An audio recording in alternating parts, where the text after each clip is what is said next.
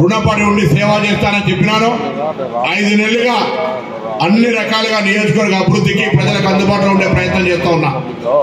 మీరు ఇచ్చిన ఈ ఆశీర్వచనం నన్ను మరింతగా ప్రోత్సాహపరిచి నియోజకవర్గాన్ని ఆదర్శ నియోజకవర్గంగా గతంలో ఎన్నికలకు చెప్పిన తెలంగాణ రాష్ట్రంలో హుస్నాబాద్ నియోజకవర్గ ప్రజలు ఎక్కడికి వెళ్ళినా మీది ఏ నియోజకవర్గం అంటే హుస్నాబాద్ అంటే గల్లా ఎత్తుకునేలాగా చేస్తామని చెప్పినా తప్పకుండా ఈ ఫలితాలు మరింతగా నా మీద బాధ్యత ఉంచినాయి. హుస్నాబాద్ నియోజకవర్గ ప్రజల నాయకులకు ఈ ఓట్లు రావడానికి కారణభూతులైనటువంటి ప్రతి బూత్ స్థాయి నాయకుడికి, ఎందుకంటే క్లస్టర్ ఇన్ఛార్జీలు కావచ్చు, బూత్ ఇన్ఛార్జీలు కావచ్చు, మండల టీం కావచ్చు, ప్రతి ఒక్కరు యువజన కాంగ్రెస్ కావచ్చు, ఎన్ఎస్సీ కావచ్చు, అందరూ కూడా అన్ని రకాలుగా శ్రమ పడ్డారు. నాయకులకు ధన్యవాదాలు. ప్రజలకు కూడా హృదయపూర్వకంగా పేరు పేరున కృతజ్ఞతలు తెలియజేస్తానని ఈ సందర్భంగా ఈ వేదిక ద్వారా నియోజకవర్గానికి అర్హులైన వాళ్ళందరికీ రేషన్ కార్డు, సన్న వడ్లకు 500 బోనస్, రైతు రుణమాఫీ, అదేవిధంగా పెన్షన్ల పెంపిణీ, మహాలక్ష్మి కింద 2500 ఇచ్చే కార్యక్రమం బరాబర్ చేస్తాం. ఎవరైనా ప్రతిపక్షం వారు మాట్లాడితే గట్టిగా జవాబు చెప్పమని, వాళ్ళ అధికారంలో ఇచ్చిన వాగ్దానాలు ఏమేమి అమలైనాయో జవాబు చెప్పినాక మమ్మల్ని ప్రశ్నించమని అడగండి. వాళ్ళ అధికారంలో ఉన్నాడు ఇచ్చినటువంటి హామీలు ఎంత మాత్రం అమలు చేసి ఎలా 5 నెలల ఈ ప్రభుత్వాన్ని అడుగుతా ఉన్నారు. పిల్లి శాపనార్థాలు పెడుతున్నారో చెప్పాలని డిమాండ్ చేస్తున్నాం. ఏది ఏమైనా ఒక శాసనసభ ఉప ఎన్నిక గెలవడం, ఈ రాష్ట్రంలో దాదాపు 8 పార్లమెంటు సభ్యులం కాంగ్రెస్ పార్టీ వాళ్ళు గెలవడం, మిగతా దగ్గర కూడా గట్టి పోటీనిచ్చి వీలైనంత వరకు కాంగ్రెస్ పార్టీకి సంబంధించిన ప్రభావం చూపెట్టినటువంటి పరిస్థితుల్లో ప్రజలు రాష్ట్ర ప్రభుత్వ పరిపాలనకు సంబంధించి సానుకూలమైనటువంటి స్పందన ఉంది అనే మాట కూడా ఈ సందర్భంగా పత్రికల ద్వారా అందరికీ కూడా తెలియజేసేటువంటి ప్రయత్నం చేస్తా ఉన్నాం. తప్పకుండా ఓడిపోయిన 8 లోక్సభ స్థానాలు కావచ్చు, లేదా శాసనసభ వారీగా సమీక్షించుకొని ఎక్కడెక్కడైతే మేము కష్టపడాలో ఐక్యంగా అందరం కూడా కష్టపడతామనే మాట కూడా సందర్భంగా మనవిస్తూ, ఈ ఎన్నికల్లో గెలిచినా ఓడినా పార్లమెంట్ కన్వీనర్ గా నా బాధ్యత. నేను కూడా ఓడిపోయినందుకు అభ్యర్థి గారికి తప్పకుండా సారీ చెప్తాను. ఎందుకంటే అందరం కూడా కష్టపడ్డాం, మనస్ఫూర్తిగా మనసావాచ ప్రతి ఒక్కరు కూడా అభ్యర్థిగా కష్టపడ్డాం. గెలుపు ఓటములు అనేటువంటిది ప్రజల నిర్ణయం. ఈ నిర్ణయాన్ని శిరసావిస్తామని తప్పకుండా ముందే అది ఎన్నికల్లో తప్పనిసరి. కాబట్టి ఈ ఓటమిని కూడా ప్రజలకు సేవ చేయడానికి ఉండే విధంగా మరి పార్లమెంట్ కన్వీనర్ గా అందరినీ కూడా కలుపుకొని పోయే ప్రయత్నం చేసిన, ఎక్కడైనా ఏదైనా చిన్న లోపం ఉంటే కూడా ఆ పర్టికులర్ కార్యకర్తలు మన్నించాలని కోరుతూ, భవిష్యత్తులో కరీంనగర్ లోక్సభ కాంగ్రెస్ కంచుకోటగా ఉండి స్థానిక సంస్థల్లో మిగతా 17-16 పార్లమెంటు సభ్యుల కంటే ది బెస్ట్ రిజల్ట్ వచ్చే విధంగా కలిసి పనిచేస్తాం. అందరూ కూడా కార్యకర్తలు కష్టపడాలని, ప్రభుత్వం నుంచి రావాల్సిన ప్రతి ఒక్క అంశం ఈ నియోజకవర్గంలో ఉండే వాళ్ళ ప్రజలకు చేరే విధంగా మీరు సంధానకర్తలుగా వ్యవహారం చేయండి. ఎక్కడైనా ఏదైనా ప్రజలు ఎదుర్కొంటున్న సమస్య ఉంటే తప్పకుండా ప్రభుత్వంలో ఉన్నటువంటి ఈ నియోజకవర్గ మంత్రిగా నా దృష్టికి తెమ్మని చెప్పి కోరుతా ఉన్నా. వాళ్ళు ఇచ్చిన వాగ్దానాలు గెలిచిన వాళ్ళు ఏమేమి చేస్తారో బరాబర్ నిలదీయాల్సిన అవసరం కూడా ఉంది.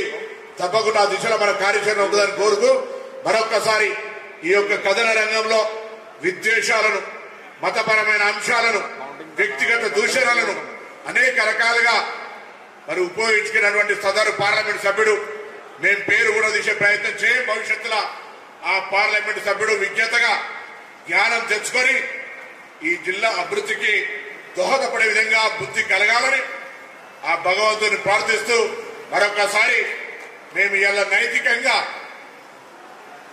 ఎన్నికల ఫలితాలతో ఓడిపోయినా కరీంనగర్ లోక్సభలో 3,54,000 ఓట్లతోటి నైతికంగా గెలిచిన ప్రజల ఆకాంక్ష మాది ఉంది. మేము ఎక్కడ మతపరమైన అంశాలను, ఇతరత్ర ప్రజల మధ్య విద్వేషాలను లేదా ఇతర అనేకమైనటువంటి రకరకాల ఉద్వేగాలను రెచ్చగొట్టలే.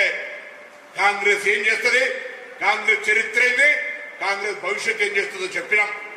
ఇందుకు సహకరించి ఓట్లేసిన ఆ 3,54,000 మందికి హృదయపూర్వకంగా ధన్యవాదాలు తెలియజేస్తూ, ఎవరైతే ఓటు భావోద్వేగంతో మతపరమైనటువంటి అంశాలతోటి కాంగ్రెస్ అభిమానం ఉన్నా దేవుడు పేరు మీద అక్షింతల పేరు మీద ఓటేసిన వాళ్ళు కూడా దయచేసి 2 చేతులు జోడించి విజ్ఞప్తి చేస్తా ఉన్నా, మీరు కూడా ఒక్కసారి పునరాలోచన చేసుకోండి. ఓటు అభివృద్ధికి మారాలి తప్ప ఇలా అయోధ్య ప్రజలిచ్చిన తీర్పు దేశ ప్రజలందరికీ మార్గదర్శకత్వం. అయోధ్యలో భారతీయ జనతా పార్టీ ఓడిపోయింది, అయోధ్యలో భారతీయ జనతా పార్టీ ఓడిపోయింది, అమేఠీలో భారతీయ జనతా పార్టీ ఓడిపోయింది, వారణాసిలో కూడా నరేంద్ర మోడీ హవా 50% కంటే కిందికి దిగజారింది. ఇది నిదర్శనం నియంతృత్వానికి ప్రజలు వ్యతిరేకంగా ఉన్నారని చెప్పడానికి. కాబట్టి దయచేసి ఆ మతపరమైన ప్రేరణతో ఓటేసిన వాళ్ళు కూడా ఆలోచన చేయమని చెప్పి కోరుతూ, ఇప్పటికైనా స్థానికేతరులైనటువంటి వినోద్ లాంటి వాళ్ళు జిల్లాను వీడ వదిలి వెళ్ళిపోయి ఈ జిల్లాకు సంబంధం లేకుండా ఉండాలని కోరుకుంటూ, తప్పకుండా కాంగ్రెస్ పార్టీ ప్రజలకు ఈ ప్రాంత అభివృద్ధికి అందరం కలిసి కష్టపడి పనిచేస్తామనే మాట మనం చేస్తూ, అందరికీ మరొక్కసారి పేరు పేరున సహకరించినటువంటి పాత్రికేయులకు ఎన్నికల ఉద్యమంలో ఎన్నికల రణరంగంలో మా గొంతును ప్రజల దాకా చేర్చినటువంటి పాత్రికేయులందరూ కూడా హృదయపూర్వకంగా ధన్యవాదాలు చెప్తూ, కార్యకర్తలకు మరొక్కసారి అభినందనలు, శుభాకాంక్షలు. నైతికంగా మేమే గెలిచినటువంటి ఉత్సాహంతో భవిష్యత్తు కార్యాచరణకు పోతామనే మాట మనం చేస్తూ సెలవు తీసుకుంటా ఉన్నాం.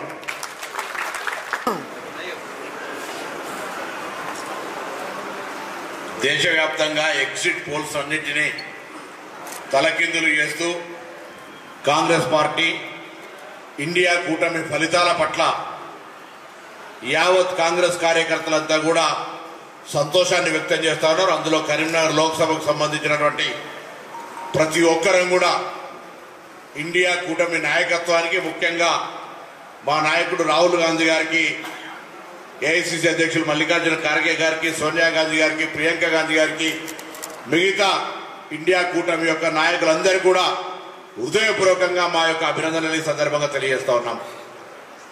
అనేకమైన ఎగ్జిట్ పోల్స్ ఇంతకుముందు చెప్పినట్టుగా 30-40 ఛానల్గా దేశవ్యాప్తంగా ఉన్న ఛానళ్ళన్నీ ఇండియా కూటమికి సీట్లే రావన్నట్టుగా చూపెట్టిన పరిస్థితులల్లా ఈరోజు అందరి అంచనాలను తలకిందులు చేస్తూ భారతీయ జనతా పార్టీ ముఖ్యమంత్రులను అరెస్ట్ చేసిన, ఈడీ ఎన్ఫోర్స్మెంట్లను ఉపయోగించుకుని మొత్తం ప్రతిపక్షాలను గొంతు నొక్కే ప్రయత్నం చేసిన, ప్రజాస్వామ్యం బతకాలని ఈరోజు ఇండియా కూటమి యొక్క సభ్యులను ఇంత పెద్ద ఎత్తున గెలిపించినటువంటి భారత ప్రజలందరికీ కూడా ప్రజాస్వామ్యం పట్ల, రాజ్యాంగం పట్ల ఉన్నటువంటి ప్రేమ చాలా స్పష్టమవుతా ఉంది.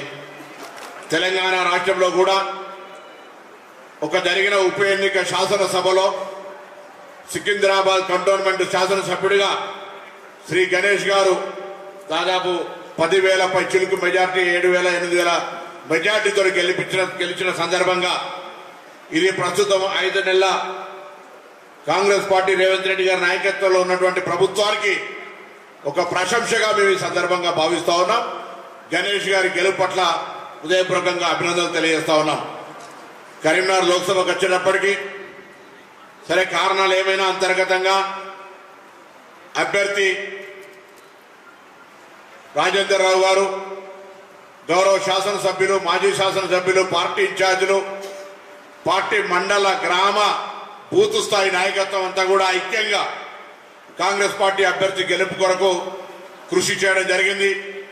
3 దఫాలుగా ముఖ్యమంత్రి గారు కూడా ఇక్కడికి పర్యటనకు హుజురాబాద్కు ఒక్కసారి, సిరిసిల్లకు కొద్దిగా ఆలస్యమైంది. ఆ రోజు కూడా మా రాహుల్ గాంధీ గారు నామినేషన్ రాయబరీలో ఉన్న కారణంగా కరీంనగర్లో మీరు చూసిన ప్రత్యక్షంగా అన్ని ఏర్పాట్లు జరిగిన తర్వాత వర్షం వల్ల ఆ సమావేశం జరగకపోయినా రాహుల్ గాంధీ గారి కార్యక్రమం ఉండి అక్కడ వేరే ఇతర కార్యక్రమాల వారు రాకపోయినా ఎవరైతే ఓట్లు వేయించడానికి క్షేత్రస్థాయిలో ఉండేటువంటి కార్యకర్తల కృషితోటి ఇలా రాజేందర్ రావు గారు 3,54,000 ఓట్లు కాంగ్రెస్ పార్టీ కార్యకర్తల కృషి మేరకు వచ్చిన మాట సందర్భంగా చెప్తాను.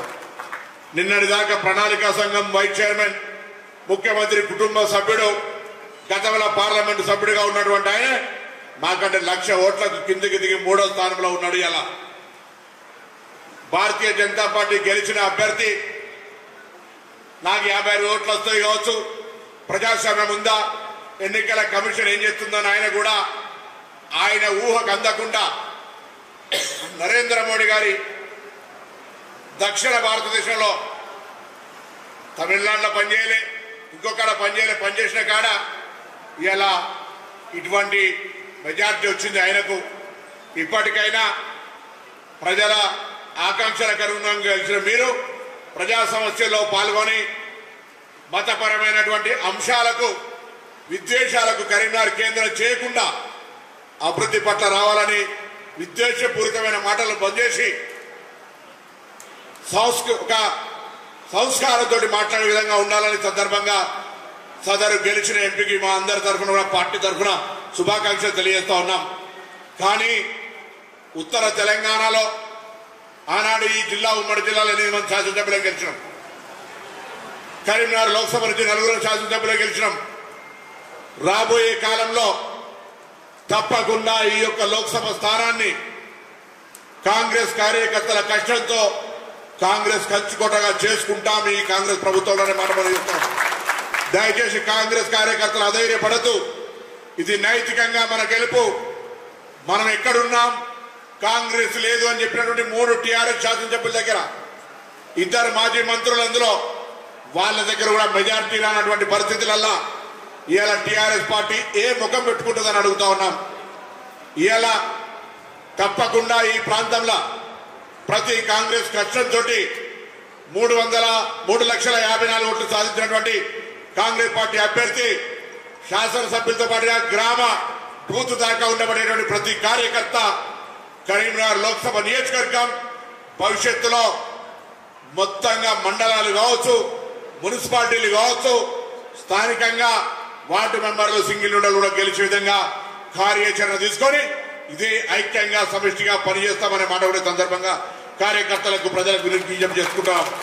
మేము ఓడిపోయినంత మాత్రాన కరీంనగర్ లోక్సభ ప్రజలకు దూరంగా ఉన్నాం. తప్పకుండా కరీంనగర్ లోక్సభ ప్రజలకు సంబంధించి రాష్ట్ర ప్రభుత్వం తరఫున మా పార్లమెంటు సభ్యుడు లేడు అనేటువంటి లోపం రాకుండా రాష్ట్ర ప్రభుత్వం నుంచి అనేక రకమైనటువంటి ప్రజలకు అభివృద్ధి కార్యక్రమాలు అందజేస్తామనే మాట కూడా సందర్భంగా మనం చేస్తా ఉన్నాం. నేను అడుగుతా ఉన్నా, ఇలా గెలిచిన పార్లమెంటు సభ్యుడు గత 5 సంవత్సరాలు ఏం చేసిందని చెప్పలే, ఎజెండా భవిష్యత్తులో ఏముందో చెప్పలే, అక్షింతలు రాముని ఫోటో మాత్రమే, మత విద్వేషమైన ప్రసంగాలు తప్ప ఏమీ సాగలే. మా అభ్యర్థి ఫ్యూచర్ ఎజెండా ఇచ్చిండు. మేము ఓడిపోయినాం, మీరు గెలిచిండ్రు. కరీంనగర్ లోక్సభకు ఏం చేస్తావో చెప్పాలని డిమాండ్ చేస్తా ఉన్నా. ఈరోజు గెలిచినటువంటి ఈ దినాన ఊరికేనే మాటలతోటో మతపరమైన అంశాలతోటో జీవితం కొనసాగుతుందని ప్రతి ఎన్నికల ముందు శాసనసభకు పోటీ చేసి ఓడిపోయి అయ్యో సానుకు తెప్పించుకొని గెలుస్తారనుకునేటువంటిది గతం భవిష్యత్తుకు కళగా ఊహించుకో తప్ప ఇక అది నిజం కాదు అనే మాట కూడా సందర్భంగా మనం చేస్తా ఉన్నాం. అందుకే మా గౌరవ ముఖ్యమంత్రి రేవంత్ రెడ్డి గారి నాయకత్వంలో ఈ జిల్లాలో ఉన్నటువంటి 4 శాసనసభ్యులను కావచ్చు, గ్రామ స్థాయి దాకా ప్రతి కార్యకర్త యొక్క మనోభావాన్ని దృష్టిలో పెట్టుకొని కార్యకర్తలకు ఎక్కడ ఇబ్బంది లేకుండా ప్రజా పాలన కింద కొనసాగుతున్నటువంటి యొక్క కార్యక్రమం ఇప్పటికే మా పార్టీ అనేక 500 సిలిండర్ కావచ్చు, 200 యూనిట్లు కావచ్చు, ఉచిత బస్సు కావచ్చు, ఎన్నికల కోడ్ అయిపోగానే కార్యకర్తలతో సిద్ధంగా ఉండాలని కోరుతా ఉన్నాం. 3,500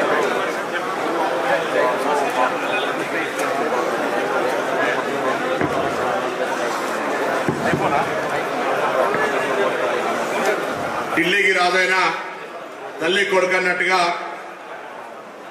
ఈరోజు హుస్నాబాద్ శాసనసభ నియోజకవర్గంలో ప్రజల ఆశీర్వచనంతో అక్కడ స్థానిక శాసనసభ్యుడిగా 5 నెలల కింద గెలిచినటువంటి నేను, నా కుటుంబ సభ్యులైనటువంటి కార్యకర్తలందరి యొక్క కృషితోటి ఈ ఎన్నికల్లో కూడా 23,128 ఓట్ల మెజార్టీ ఇచ్చినటువంటి ఆ ప్రజలందరికీ కూడా 2 చేతులు జోడించి హృదయపూర్వకంగా ధన్యవాదాలు తెలియజేస్తా ఉన్నా.